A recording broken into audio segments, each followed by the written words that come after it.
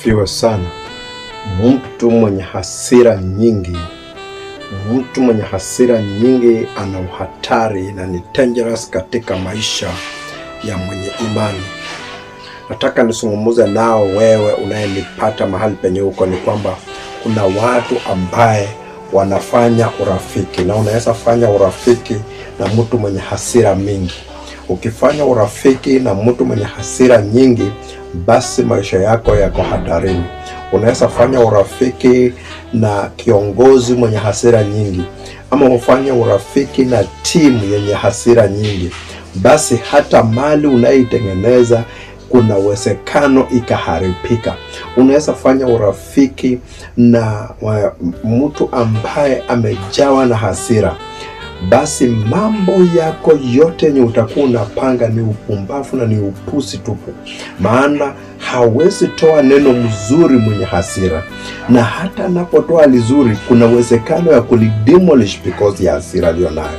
Sikiza habari ya maandiko haya unaposoma katika habari Saburi ama Psalms chapter number 78 verses 38, utapata Biblia inaongelea kuhusu hasira ya Mungu.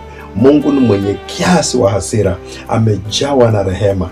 Basi mtu ambaye ana Mungu ndani mwake lazima awe na kiasi ya hasira na awe mwingi mwenye rehema, kumaanisha ya kwamba Proverbs, ukisoma Proverbs chapter number 14 verse 29 inakwambia kwamba mtu mwenye hasira nyingi hupanga upumbavu, lakini mwenye hekima na hasira ana limit, huyo ana ufahamu, because ana uwezekano ya kulimiti mambo fulani fulani.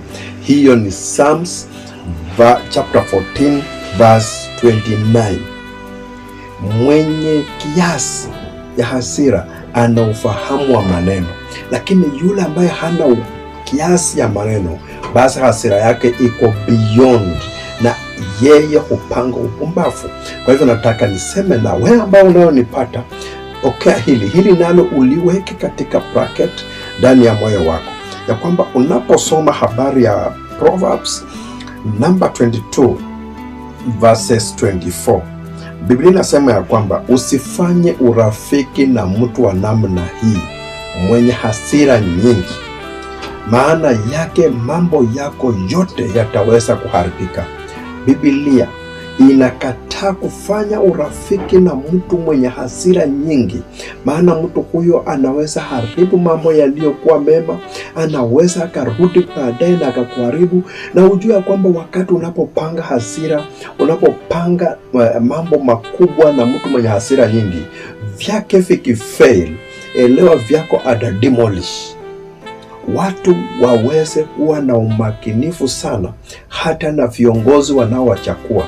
Unaweza chagua kiongozi ambaye ana hasira nyingi, the time atakasirika anaweza angamiza nchi, the time atakasirika anaweza angamiza community.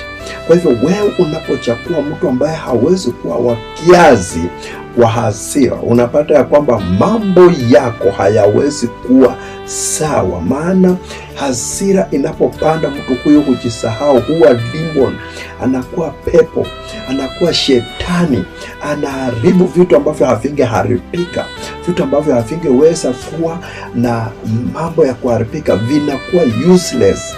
Bwana Yesu apewe sifa. Hasira ndio inayofanya inji inakuwa demolished. Hasira ndio inayofanya mambo yanakuwa mabaya. Hasira ndio inayofanya mauaji yanazidi duniani. Hasira inafanya watu wanatumia vileo kalikali. Hasira inafanya ndoa nyingi zinavunjika. Hasira inafanya umereject baraka nyingi katika maisha yako, kwa kuona ya kwamba baraka zimekawia. Kwa hivyo kuwa mtu wa kulimit hasira yako. Limit hasira yako mpendwa. Wewe mwanadada, limit hasira yako. Wewe kijana, limit hasira yako. Wewe mzee ambaye uko tayari kureject kutoka kwenye hiyo kazi yenye unafanya, limit hasira yako. Kuna watu wanapeleka hasira mahali ambapo haiwezi ingizwa. Unapeleka hasira either kwa boss, unapeleka hasira mahali ambapo unapata mshahara, mpaka unaharibu kitu ambacho kingelisha watoto wako wapate masomo na wapate future mzuri. unapata hasira imedemolish. Kwa hivyo Biblia inakataza, inasema watu wa namna hii, hata mtu mwenye hasira kufungua biashara, lazima hiyo biashara itakuwa na a lot of challenges. Bwana Yesu apewe sifa. Kwa hivyo kuwa mwangalifu wewe mwenzangu, unapoweza kukutana, unapoweza kaa, unapoweza kushare na watu, limit hasira yako. Hata wakati umekasirika kiwango cha kuharibu maneno, kiwango cha kufanya vibaya zaidi, limit hasira yako, limit your anger, na God atakubariki zaidi. Limit anger yako, hiyo anga ya hasira limit, na Mungu akubariki sana. For one-on-one prayer and counseling, kindly contact our Bishop, Bishop Francis Hezron Mayabi of Evangelical Gospel Ministry Churches on 0724 276 350. God bless you all.